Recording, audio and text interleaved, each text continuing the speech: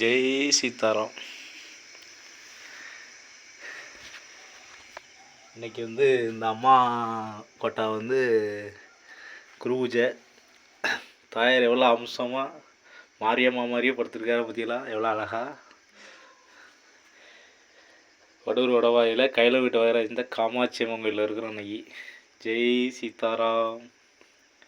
அழகாக ஜோடிச்சு அருமையாக குரு பூஜை நடந்திருக்கு.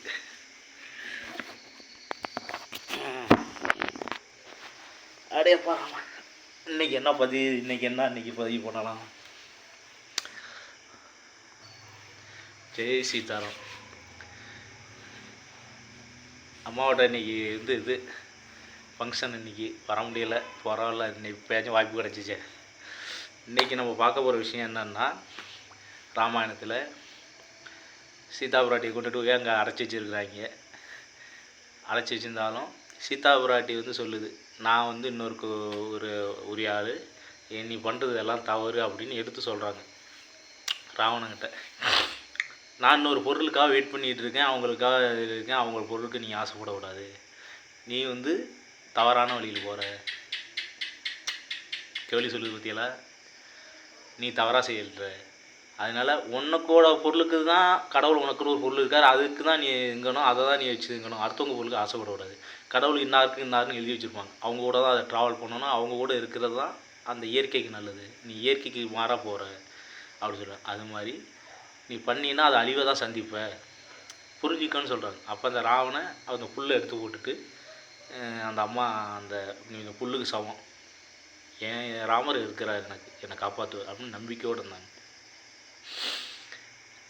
அதே மாதிரி ராமபெருமான் இயற்கையே அந்த அம்மாவுக்கு உதவி பண்ணி அந்த அம்மாவுக்கு உதவி பண்ணி சீதா பிராட்டியை காப்பாற்றிட்டாங்க.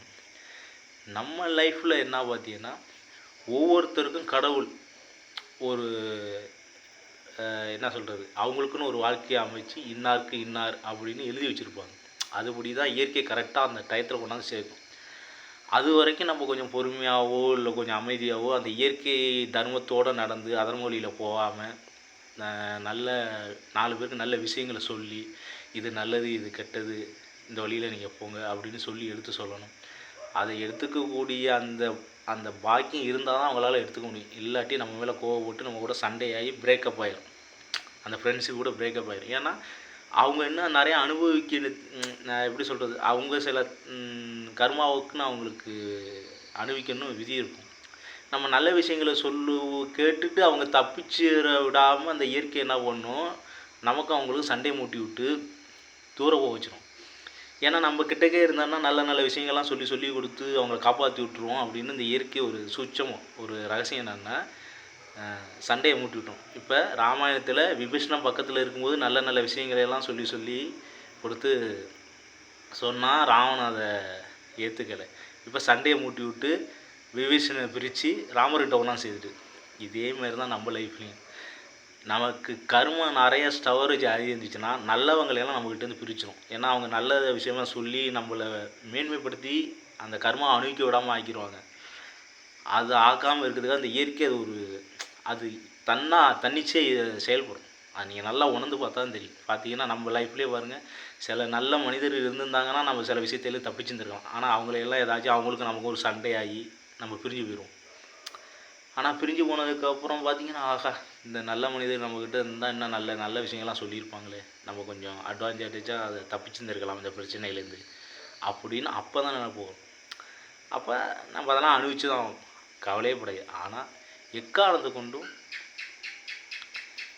தர்மத்தோடு நடக்கணுங்கிற அந்த மனசை உறுதியாக உள்ளுக்குள்ளே விதைச்சிட்டேன்னா இயற்கையை உங்களுக்கு ஹெல்ப் பண்ணும். நீங்கள் நம்ம நல்ல வழியில் தான் போகணும், நேர்மையாக தான் இருக்கணும், தர்மத்தை கடைபிடிச்சிருக்கணும் அப்படின்னு மனசுக்குள்ளே விதைச்சிட்டிங்கன்னா இந்த இயற்கை ஒரு ஆறை நம்மளை சுற்றி விட்டு கரெக்டாக அந்தந்த நல்ல மனிதர்கள் கொண்டாந்து நம்ம பக்கத்தில் வச்சு நம்மளை காப்பாற்றி விட்டுரும். எப்படியோ ஒரு நல்ல மனிதர்கள் மூலிமா ஒரு சண்டை நடக்கும். சண்டை நடந்ததுக்கப்புறம் பார்த்திங்கன்னா அந்த சண்டைனால நமக்கு நிறையா நல்லது நடந்துடும். என் லைஃப்லாம் நிறைய நடந்திருக்கு. சில பேர் கூட எனக்கும் சண்டையெல்லாம் நடந்திருக்கு. ஐயோ என்னடா இவங்க கூட நமக்கு சண்டை ஆகிட்டே அப்படின்னு வச்சுருவேன். அப்புறம் சண்டை நடந்ததுக்கப்புறம் ஆகா இந்த சண்டை நடந்ததுனால தான் இவ்வளோ பெரிய ஆபத்துலேயும் மிகப்பெரிய ஆபத்துலேயும் நம்ம தப்பிச்சிருக்கோம் அப்படின்னு நானே திரும்பி பார்க்கும் எனக்கு பகிருங்குது. எப்போ இந்த சண்டை நடக்காமல் இருந்திருந்தால் நம்ம இன்னும் தவறான வழியில் போய் பெருசாக பெரிய பிரச்சனையில் மாட்டியிருப்போமே. அப்போ இந்த சண்டை சின்ன அம்மை ஊசி போடுற மாதிரி. அம்மை ஊசி எப்படின்னா, நோய் பெருசாக வரப்போகுது, சின்னதாக ஒரு அம்மை ஊசி குத்துவாங்கள்ல, அந்த மாதிரி குத்தி அது அந்த உள்ளே இருக்கிற அணுக்கள்லாம் விழிப்புணர்வோடு இருக்க மாதிரி இந்த சண்டை சின்ன சண்டையை வச்சு நம்ம பெரிய ஆபத்துலேருந்து தப்பிச்சுக்கிறது. அந்த மாதிரி நமக்கு இயற்கையாக உதவி பண்ணும். சின்ன சின்ன ஆனால் நினைப்போம், ஐயோ நல்ல மனிதர் இருக்கான், அவங்கள்ட்ட போய் சண்டை போட்டோமே. ஆனால் அந்த சண்டைனால நமக்கு பின்னாடி நல்லதான் வந்துடும். அந்த நல்ல மனிதர்களை வச்சு நமக்கு சில விஷயங்கள் புரிய வச்சுருப்பாங்க. அவங்களெல்லாம் நம்ம வணங்க வேண்டியவங்க தான். ஆனால் நம்ம நினைப்போம், அவங்கெல்லாம் ஐயோ அவங்கள்ட்ட சண்டை போட்டோம், அதெல்லாம் கவலையே விடாது. நம்ம யார் கூடலாம் சண்டை போட்டோமோ அவங்களால நிறைய நல்லதாக நடந்திருக்கும். அந்த மாதிரி சீதா பிராட்டி என்ன பண்ணாங்க, உனக்கு இதெல்லாம் இப்படின்னு சொல்லிட்டாங்களா, அவன் கேட்காம போனோன்னே துன்பத்துக்கு ஆளாயிட்டான். இயற்கை வந்து விட்டு அந்த மாதிரி தான் நமக்கும் இயற்கை அந்தந்த நல்ல விஷயங்களை அமைச்சு கொடுக்குற வரைக்கும் நம்ம அமைதியாக அந்த இயற்கை சொல்கிறத கேட்டுட்டு இருந்தோம்னா நமக்கு நல்லபடியாக வாழ்க்கை. அது இயற்கைக்கு தெரியும் நமக்கு என்ன கொடுக்கணும் என்ன கொடுக்கக்கூடாதுன்னு. நம்ம இயற்கை ஃபுல்ஸாக நம்பிட்டோம்னா இந்த பிரபஞ்சத்தை இறைவா எனக்கு நீ என்ன செய்யணும் செய், அது வரைக்கும் நான் எதுலேயும் போய் மாட்டிக்காமல் என்னை காப்பாற்றுன்னு சொல்லிட்டோம்னா அது நம்மளை காப்பாற்றிக்கிட்டே வந்துடும். யாருக்கிட்டையும் போய் மாட்டி விடாமல் அங்கங்கே ஒரு செக்கு வச்சு நம்மளை காப்பாற்றி கொண்டுட்டு போயிட்டே இருக்கும். நம்ம எதாச்சும் ஒரு தவறுதலான விஷயத்தில் போய் மாட்டிக்கிற மாதிரி இருந்தால் கூட அங்கே ஒரு ஏதாச்சும் ஒரு சண்டையை மூட்டி அங்கேருந்து நம்மளை திசை திருப்பி காப்பாற்றிடும். இதெல்லாம் இயற்கை பண்ணுற விதி. அதான் நியூட்டன் விதி மாதிரி, நீங்கள் என்ன செஞ்சுருக்கீங்களோ அதுக்கு தகுந்த மாதிரி நல்லது விளையும், கெட்டது செஞ்சுருந்தால் கெட்டது தான் விளையும். அந்த மாதிரி முடிஞ்ச அளவுக்கு நீங்கள் என்னென்னலாம் நல்லது செய்ய முடியும் செஞ்சுட்டு போயிட்டே இருங்க. டெய்லி ஏதாச்சும் ஒருத்தருக்கு அன்னதானம், டெய்லி ஏதாச்சும் ஒருத்தருக்கு நல்ல செய்தி சொல்கிறது, சில பேரை சந்தோஷமாக வச்சுக்கிறது, அந்த மாதிரி செஞ்சுக்கிட்டே இருங்க. அப்படியே சூழல் சமயம் அமைதியாக ஒதுங்கி போயிருக்கு, அவ்வளோதான். இந்த மாதிரி ஆனால் நல்லது செய்கிறதுலேருந்து மட்டும் விலகவே கூடாது. இன்றைக்கி காலையில் எழுந்திரிச்சிருக்கோமா, யார் மனசையும் புண்படாமல், யாருக்கிட்டையும் கோவப்படாமல் என்னென்னலாம் நல்லது செஞ்சோம் அப்படிங்கிற மட்டும்தான் மைண்டில் இருக்கும். அப்படி செஞ்சுக்கிட்டே வந்தீங்கன்னா இந்த இயற்கை உங்களுக்கு ரொம்ப பிடிச்சி போயிடும். இந்த இயற்கைக்கு உங்களுக்கு பிடிச்சி போய் உங்களை அப்படியே அழகாக கொண்டுட்டு போயிட்டே இருக்கும். இதுதான் இந்த இயற்கைக்கு நான் நிறையா அனுபவிச்சிருக்கேன். இது வரைக்கும் என்னெல்லாம் அப்படி தான், எந்த ஒரு இதுலேயும் பகவான் வந்து அந்த இயற்கை தான் என்னை கொண்டுட்டு போயிட்டுருக்கு. இது என் லைஃப்பில் நான் திரும்பி பார்க்கவும் இதெல்லாம் நடந்திருக்கு. ஓகே அப்படின்னு இப்போ வெளியிலேருந்து பார்க்குறதுக்கு என்னடா அந்த பையனுக்கு இப்படி எல்லாம் இப்படி கிடக்கு அப்படின்னு அப்படி பார்க்குறேன். ஆனால் எனக்கு மட்டும்தான் தெரியும் என்ன ரகசியம், என்னை இயற்கை அழகாக எப்படி கொண்டுட்டு போயிட்டுருக்கு, எனக்கு என்ன கொடுக்குது, எனக்கு என்னென்னலாம் தேவையோ அதெல்லாம் கரெக்டாக கொடுக்குது, கரெக்டாகிட்டு கொடுக்குது. ஏன்னா நான் அந்த இயற்கை உண்மையாக அந்த ராமபெருமான் உண்மையாக நான் நம்பிட்டேன். ராமர் தான் இயற்கை எனக்கு. அதான் சொல்கிறேன்ல, இப்போ எப்படி சொல்கிறதுன்னா, நம்ம ஒரு உயர்ந்த பொருள்கிட்ட போகணும்னா நம்ம ஒரு உயர்ந்த பொருளாக மாறினா தான் அந்த உயர்ந்த பொருள்கிட்ட போக முடியும். நம்ம ஒரு தாழ்ந்த பொருளாக இருந்தால் எப்படி அந்த உயர்ந்த பொருள்கிட்ட போகணும்? ஒரு நல்ல நாய்க்குட்டி சுத்தமாக இருந்தால் வீட்டுக்குள்ளே வைப்போம், வீட்டுக்குள்ளே விடுவோம். நாய் சேத்த பூசிக்கிட்டு வந்தால் வீட்டுக்குள்ளே விடுவோமா? விட மாட்டோம். அந்த மாதிரி தான் நம்ம எண்ணங்களை நல்ல விதமாக வளர்த்துக்கிட்டோம்னா இறைவனே அவர்கிட்ட சேர்த்துக்குவார். இல்லாட்டி அது வரைக்கும் சுத்தமாக வர வரைக்கும் அங்கேயே இரு அப்படின்னு சொல்லுவோம்ல, அதே மாதிரி தான் வாட்டு வாசல். அதுமாதிரி தான்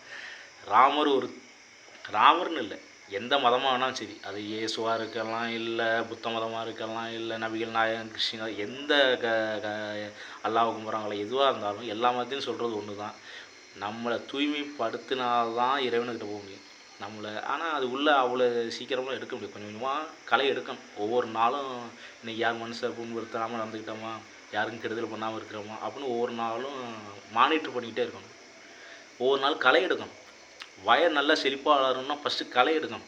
கெட்ட விஷயங்களையெல்லாம் களை எடுத்து அதுக்கப்புறம் தான் ஒரு நெருப்பு இன்னொரு நெருப்பு கூட போனால் அந்த நெருப்புக்கு சுடுமா? சுடாது.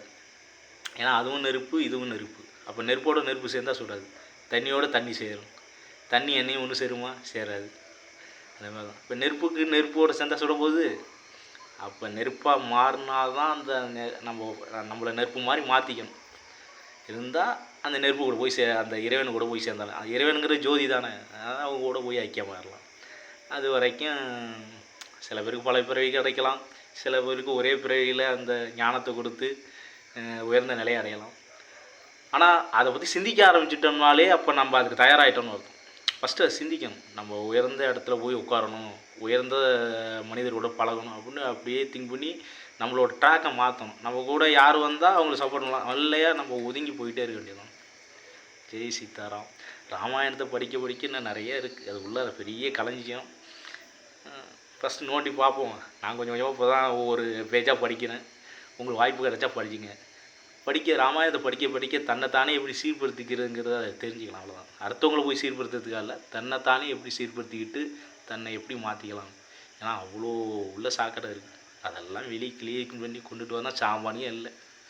ராமா ராமா, ஜெய் சீதாராமா.